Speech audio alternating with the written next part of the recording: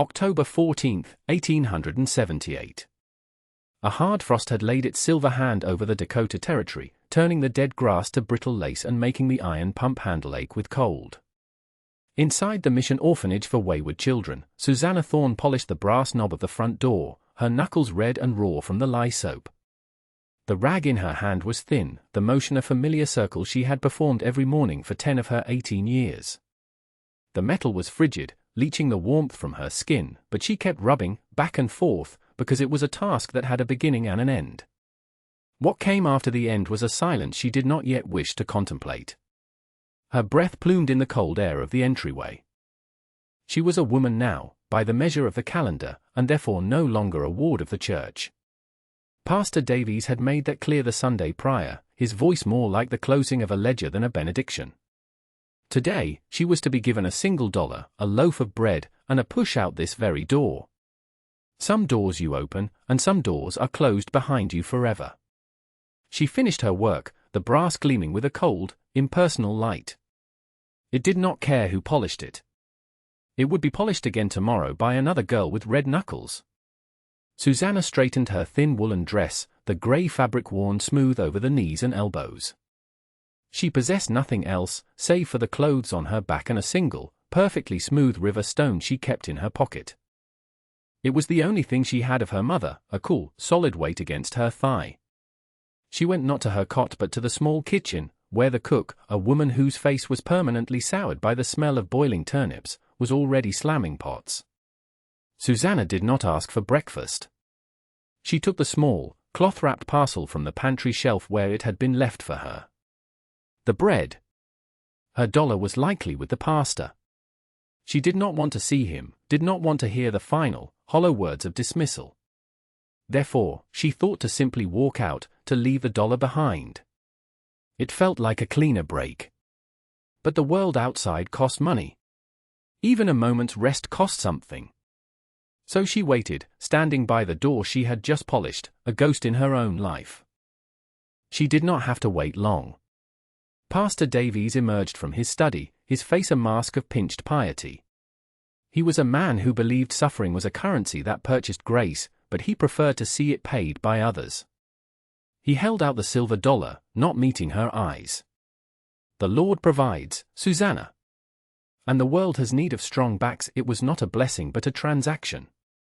She reached for the coin, her fingers brushing his. His hand was surprisingly soft. Just as she was about to turn, the sound of a horse being ridden hard cut through the morning quiet. It stopped just outside, followed by urgent footsteps on the porch. The door opened without a knock, and a man from the next county, a deputy she vaguely recognized, stood panting in the entryway. His eyes found the pastor. "Davies! It's the Thatchers. Your sister and her husband." A fever took them both in the night. Pastor Davies's face went slack, a rare crack in his composure. His sister was Susanna's aunt, a woman she'd never been permitted to know. The deputy wasn't finished. The children, they're alone. A boy and a girl. They've got no one else. The pastor looked from the deputy to Susanna, and a terrible, cold arithmetic began to work behind his eyes. He saw not a tragedy, but an opportunity. A way to tidy two problems into one neat, departing bundle. He looked at Susanna, his voice regaining its clerical authority. "Your blood kin, Susanna. Providence has given you a family. You will take them." It was not a question. It was a command, a second and far more brutal eviction. She was no longer just an orphan being cast out. She was now a guardian, a mother, with nothing but a loaf of bread and a single dollar to her name. She had no home to take them to. She had no food to give them. But looking past the pastor, at the cold, indifferent world beyond the door, she knew she could not leave them behind. Therefore, she gave a single, stiff nod. The weight in her pocket, the smooth river stone, suddenly felt impossibly heavy. The children arrived an hour later, huddled together on the seat of a borrowed buckboard, their faces pale and stunned with a grief too new to have found tears. The boy, Will, was 8, with a fierce, protective set to his jaw.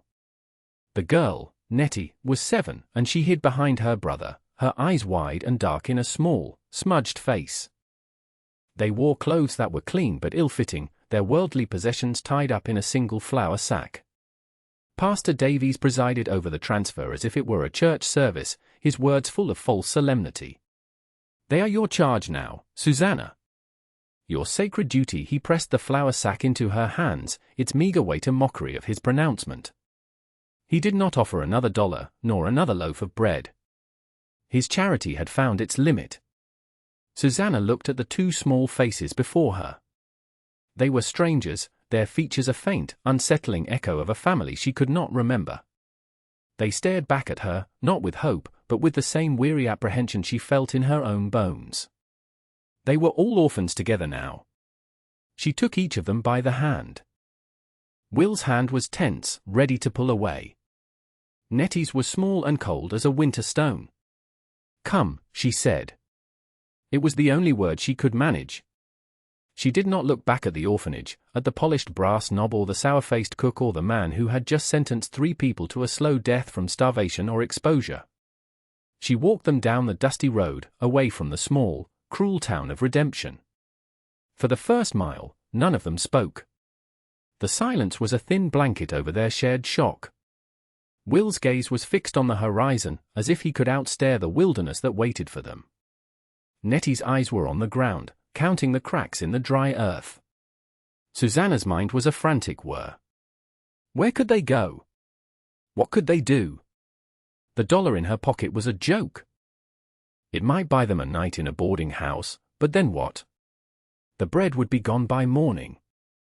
The open prairie stretched out on all sides, a vast, empty canvas of brown grass and grey sky. It offered no comfort, no shelter, no answers. It only offered space, an immensity of it, which felt less like freedom and more like being lost at sea. They walked until the sun was high and their legs ached. Susanna knew they could not wander aimlessly.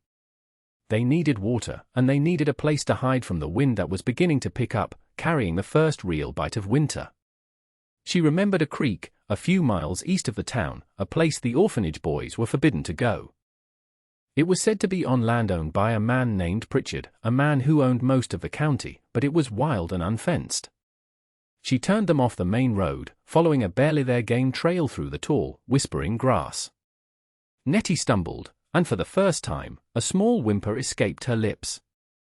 Will immediately put his arm around her. "I got you," he muttered, his voice a boy's voice trying to sound like a man's.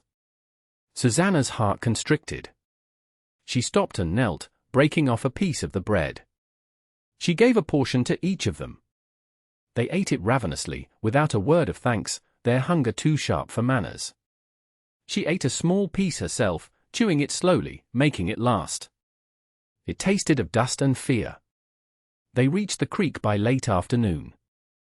It was a shallow, fast-moving ribbon of water, cutting through a small ravine. The banks were steep and lined with cottonwoods and thick brush. It was here, tucked into the side of the ravine, that she saw it, a shallow opening in the rock, more of a deep overhang than a true cave, but it was something. It was a start. The floor was dirt, but it was dry. The opening was partially obscured by a thick growth of wild currant bushes. It was defensible. It was a home. "We'll stay here," she said, her voice sounding more certain than she felt. Will looked at the dark opening with suspicion. "In there?" Nettie just clung tighter to his arm. Susanna didn't argue or explain. She pushed aside the bushes and crawled inside. The space was small, perhaps 10 feet deep and 15 feet wide, with a ceiling just high enough for her to stand in the center. It smelled of damp earth and animal musk, but it was out of the wind. She turned and looked out at her small, broken family. "It's safe," she said. And for now, that had to be enough. For the next week, survival was a relentless, moment-to-moment struggle. The last of the bread was gone in a day. Susanna spent her hours foraging, her mind a desperate catalogue of the lessons the orphanage's grim gardener had taught her. She found a few late-season berries, hard and tart, and dug for cattail roots in the marshy ground near the creek. It was meager fare, barely enough to quiet the gnawing hunger in their bellies. The children were shadows, speaking only in whispers to each other. They watched her with a dreadful, silent judgment. She was the adult. She was supposed to know what to do. But she was just as lost as they were. Each night, the cold deepened.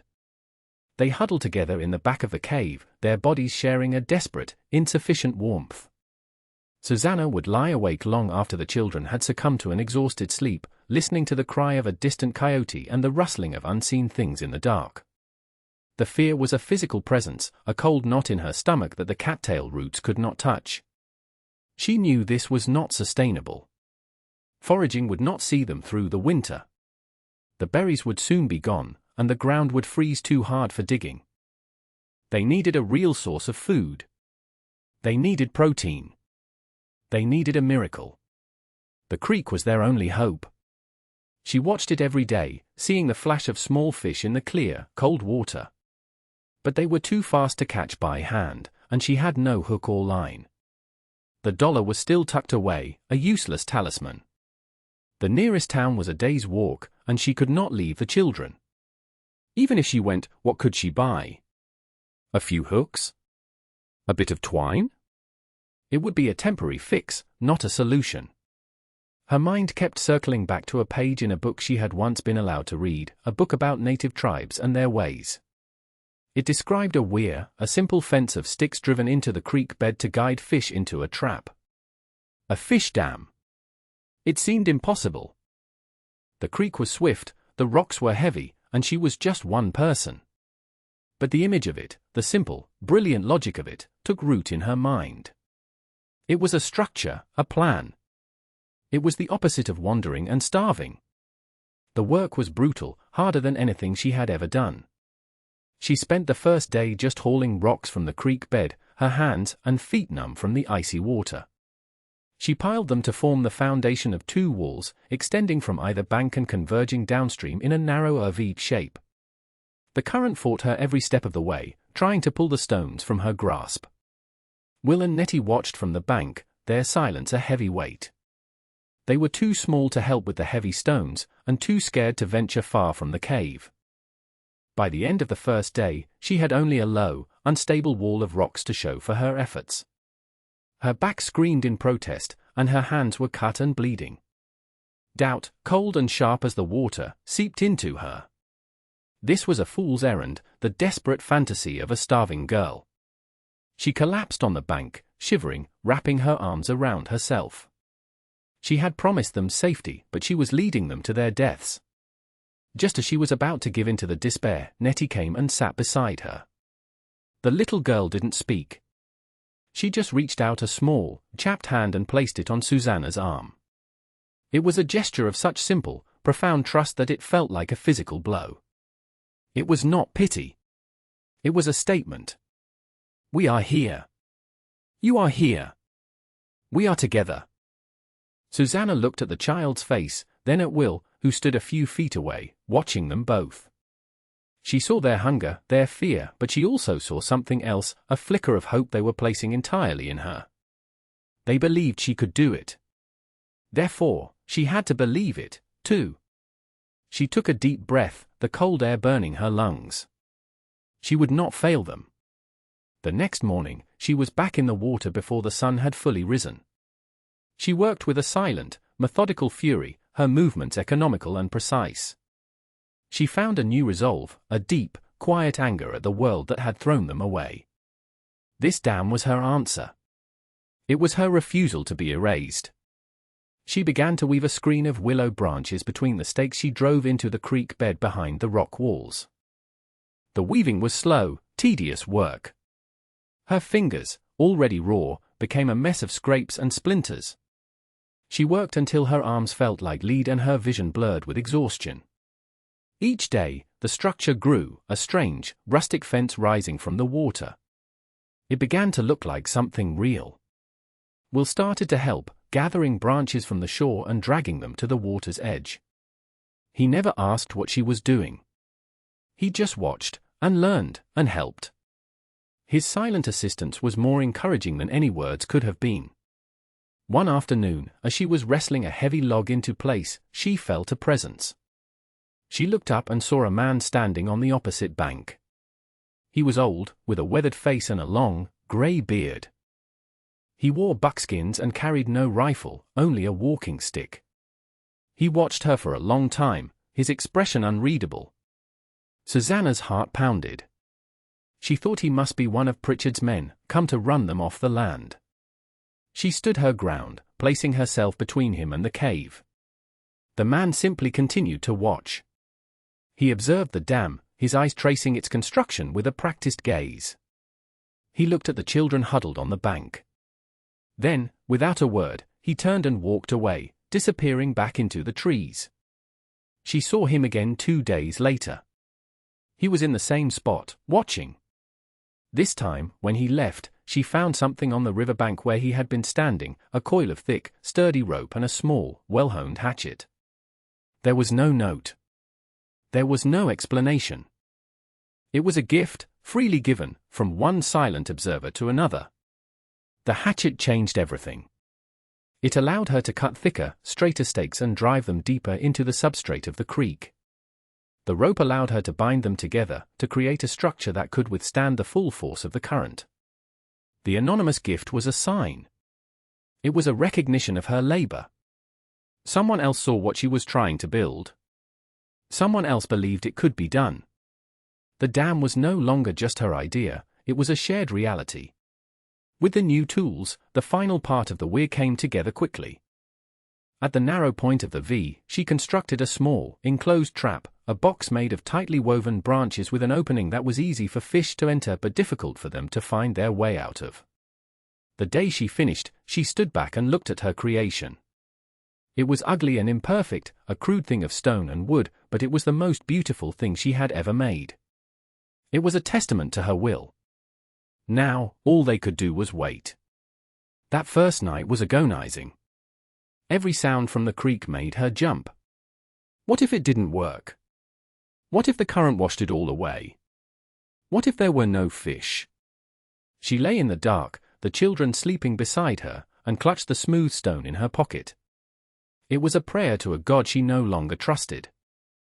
The next morning, she went to the creek with Will trailing behind her. Her stomach was a knot of anxiety. She waded out to the trap, her heart pounding in her ears. She peered through the woven branches. At first, she saw nothing but swirling water. Then, a flash of silver. And another. And another. The trap was full. There were at least a dozen fish, fat and healthy, swimming in lazy circles, unable to escape. A cry escaped her throat, a sound that was half sob, half cheer. Will whooped from the bank, a loud, joyous sound that echoed in the quiet ravine. Nettie came running from the cave, her face alight with a smile that transformed her. They had done it. That day, they feasted. Susanna cleaned the fish with the sharp edge of a stone, her movements sure and practiced. She cooked them over a small, carefully tended fire, the smell of wood smoke and roasting fish filling their small clearing. It was the first real meal they had eaten in weeks. They ate until their bellies were full, until the gnawing ache of hunger was replaced by a deep, satisfying warmth. For the first time since leaving the orphanage, Susanna felt a flicker of something that was not fear. It was not quite hope, but it was close. It was the feeling of solid ground beneath her feet. Their lives fell into a rhythm, dictated by the creek and the dam. Each morning, Susanna and Will would check the trap, gathering the fish that had been caught overnight. They learned to smoke the surplus meat on racks of green wood, preserving it for the leaner days they knew were ahead. Nettie took charge of the fire, becoming its careful guardian, and gathered edible plants from the surrounding woods, her knowledge growing with each passing day. The cave began to feel less like a hole in the ground and more like a home. Susanna used clay from the creek bank to chink the cracks in the rock, sealing out the wind. She wove mats from dried grasses to cover the cold dirt floor. It was a small, dark space, but it was theirs. It was a world they had built themselves.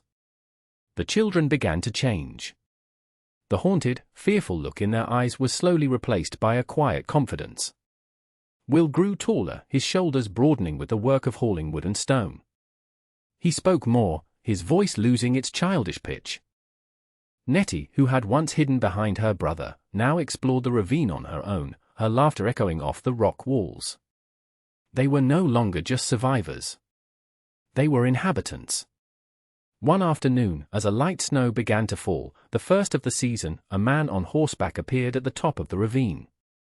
He was well-dressed, his face stern and impatient. Susanna recognized him instantly. It was Mr. Pritchard, the man who owned this land. "This is private property," he called down, his voice sharp with authority.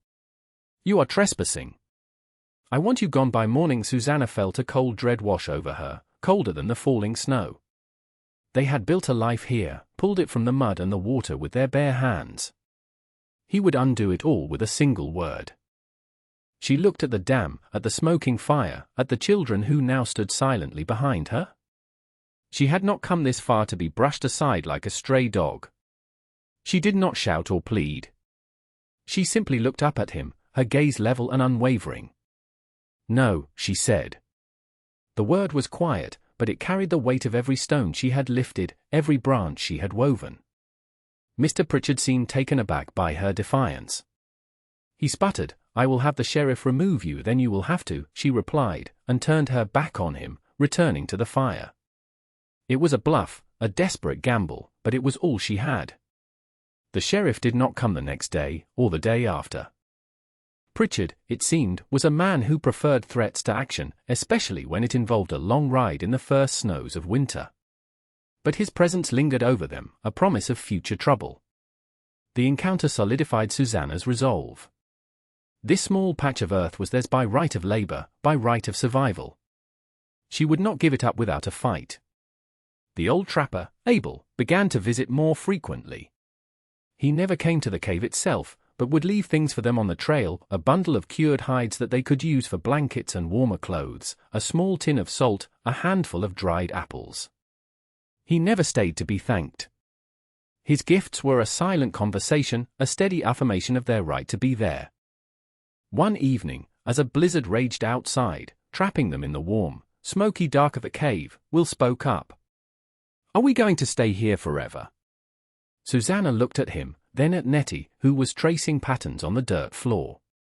The firelight danced on their faces, making them look older, more serious. She thought of the orphanage, of Pastor Davies's cruel piety, of Pritchard's arrogant disdain. She thought of the vast, uncaring world that had discarded them. And then she thought of the dam, solid and real in the churning creek, of the warmth of the fire, of the weight of Nettie's head on her lap. "This is our home," she said. "We will stay as long as it is our home." It was the truest thing she had ever said. The winter passed, a long, hard season of deep snow and bitter cold. But they were prepared. The smoked fish saw them through, and the hides Abel had given them kept them warm. They did not just endure the winter, they lived it. When the spring thaw finally came, melting the snow and swelling the creek, the dam held. It stood firm against the torrent, a testament to the strength of its construction. One day in late April, a visitor arrived. It was not Pritchard. It was Pastor Davies. He looked thinner, older, his face etched with a weariness that had not been there before. He stood uncertainly at the edge of their clearing, looking at the tidy camp, the sturdy dam, the two healthy children who watched him with open suspicion. Susanna met him by the creek. "Pastor," she said, her voice neutral. I heard you were still here," he stammered. "The town, they talk. They said you were living like savages." He looked around again. They were wrong. She waited, saying nothing. "Pritchard is selling off his northern parcels," he continued, not meeting her eyes. "A harsh winter for him. He lost a lot of cattle. The church, we have some funds. We could buy this parcel for you. A proper homestead." The offer hung in the air between them. It was a chance for a deed, for a legal claim, for a real house with walls and a proper roof. It was everything she should have wanted. But it was being offered by him, the man who had cast them out to die. It was not kindness. It was penance, an attempt to buy his own peace of mind. She looked past him, at the town she could not see, the world of ledgers and laws and false piety. Then she looked at the creek, at the stone she had placed with her own hands. "We are not asking for charity," she said.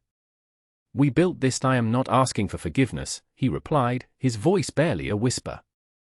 And in that moment, she saw that he was a broken man, haunted by his own choices. She thought of the $1 he had given her, the loaf of bread. She thought of mercy, a concept he had preached but never practiced. She could have turned him away, could have savored the victory. But she looked at Will and Nettie, and she knew their future required more than just a cave. It required a place in the world. "The land is good," she said finally. "We will accept it." Was not forgiveness. It was a foundation. And years later, when the house was built and the fields were planted, when Will and Nettie had children of their own who played by the creek, Susanna would sometimes walk down to the old dam. It was covered in moss now, the stones looking as if they had been placed there by the creek itself. She would reach into her pocket and take out the smooth, grey river stone. It was just a rock, worn by water and time. But holding it, she remembered the girl who had built a home from nothing but will and stone, and she knew that some things, once built, could never be washed away.